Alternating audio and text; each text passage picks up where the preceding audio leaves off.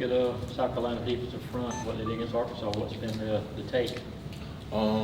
We really don't try and look at what other people's performances are. We just try and focus on ourselves and, getting better every day, playing physical because, that's the standard at Georgia, so we just try and uphold that standard. Talking about playing physical, I know you try to do that every game, but you look at what South Carolina's given up in the running game through two games so far this year. You guys kind of see this maybe an opportunity to get that running game of y'all's maybe going even a little bit more than what's been so far? I think every game is, we try and, impose our will in the running game, no matter who we're playing. So, that's always the goal is, to impose your will in the running game. So I think we'll attack it a little bit more this week. What's it like to get a breather on occasion when you flop McClendon over there on left tackle? How do you like that rotation? Can you repeat? When they rotate the offensive lineman and maybe move McClendon over? We just got so many, great offensive linemen. So everybody can play any position. So I think just rotating us, just keeping us fresh and keeping our legs fresh. So we just rotate. So Mims can get reps because he's been doing a great job. Warren's been doing a great job at right and left. So we just try to keep a fresh pair of legs in at all times.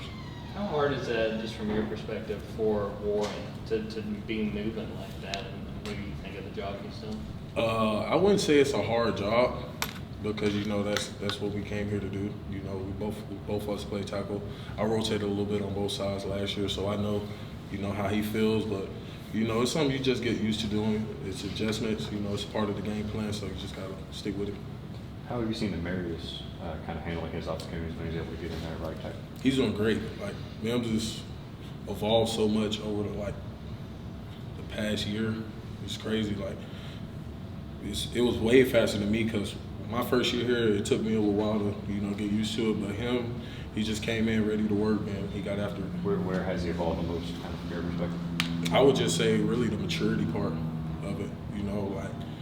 Coming in, 5-star recruit, you know how that goes. So I feel like, his maturity is on another level now. So how is that, showing up, in the day-to-day in practice, and how much is that helping him now? Now he's kind of getting a little bit. He just takes it with him to the field, ready to learn. He's more open to learning, listening to older players. So, and that helps him in the run and the pass game. So.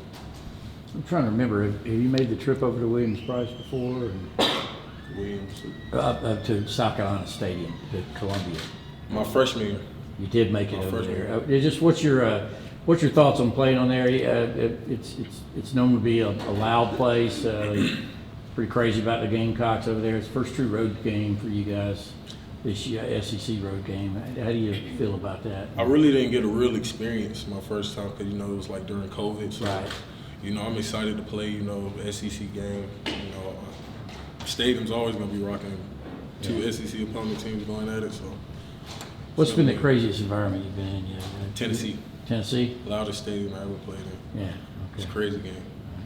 Talking about the noise, what's the prep been like this week as far as offensive lines, just about being able to handle that time? When you're on the field, you really don't think about it too much. You just try and tune it out. But like I said, when we played Tennessee, the stadium was rocking from the beginning of the game. So it's just something you get used to. You get used to playing and listening to the cadence and the quarterback and what they're saying, and just all five of us being on the same page at the same time, and we'd be all right. You've got an experienced center, you got an experienced quarterback. Does that really kind of help? You talk about combating the crowd, to have those two guys specifically.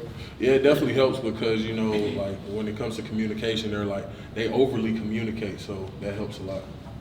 If I remember correctly, the first time you were thrust into the starting lineup last year was against Auburn on the road, raucous environment. What was that like, especially coming off the bench where you weren't the starter that day, but you had to go in and play first team reps? You just got to always stay prepared. Like Coach Monken always tells us, if you're traveling, you have to be prepared because you never know what happens.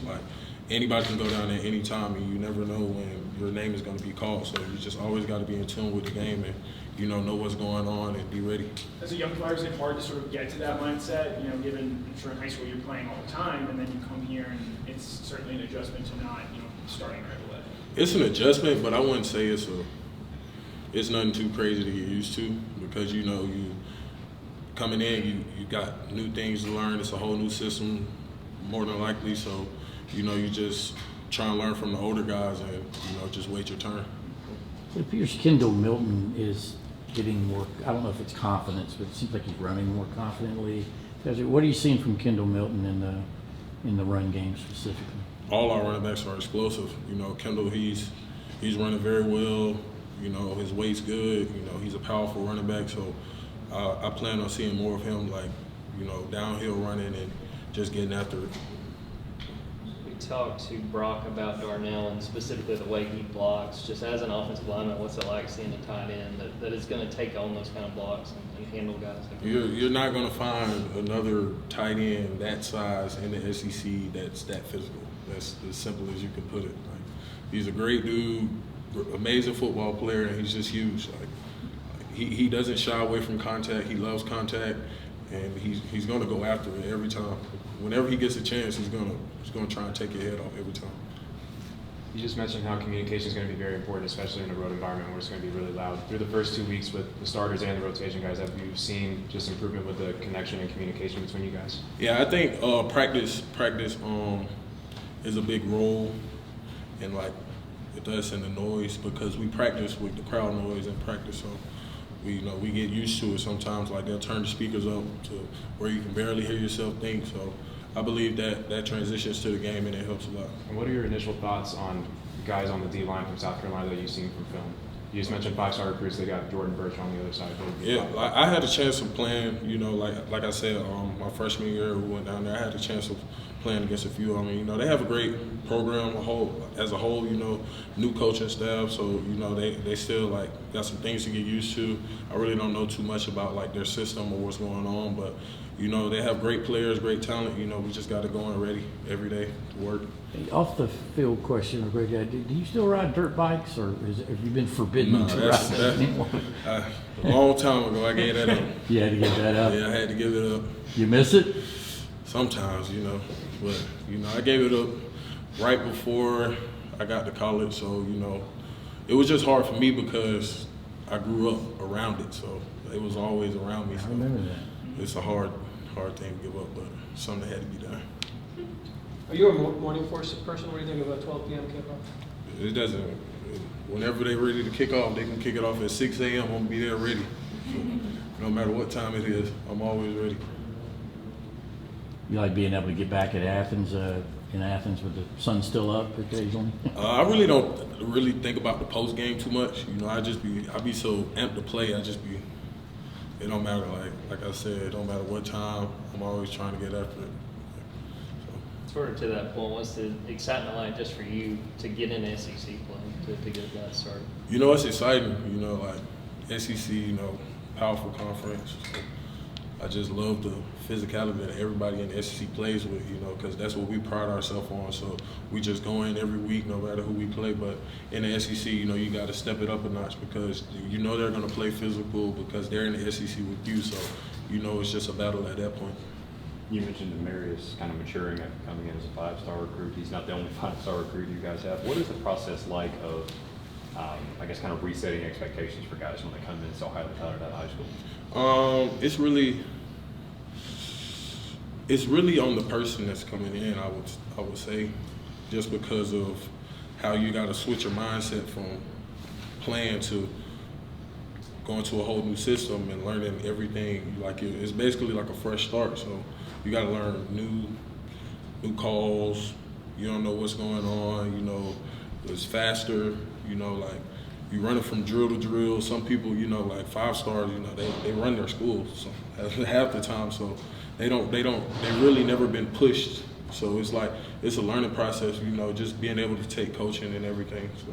You used to have to go up against Trayvon Walker every day in practice, and he made some pretty spectacular plays on Sunday, including that interception. What was your reaction when you saw those plays? It was great, man. It was amazing seeing him. You know, just from being able to practice with him to seeing him on TV is just like it was crazy. Like, because I knew like he was always a freak. Like he was naturally talented. Like he was fast, so long arms. Like his arms was crazy. Like. But he's like when I saw him make that play, it hyped me up. I almost jumped through the TV for him. I wanted to celebrate with him. What do you mean when you say 5-stars run their schools? Like it's just like, cause you know if you're a 5-star, it's just like you're the man on campus basically. So like, cause I know for me it was like everybody, like being highly recruited, everybody's looking at you to, you know, be able to push the rest of your teammates and everything else. But as like a 5-star, you gotta still have that mindset. Just like when you get here, you gotta push your teammates as well as they gotta push you, and you know, it all evolves in one big circle. All right, thank you, Broderick. Thanks, Broderick.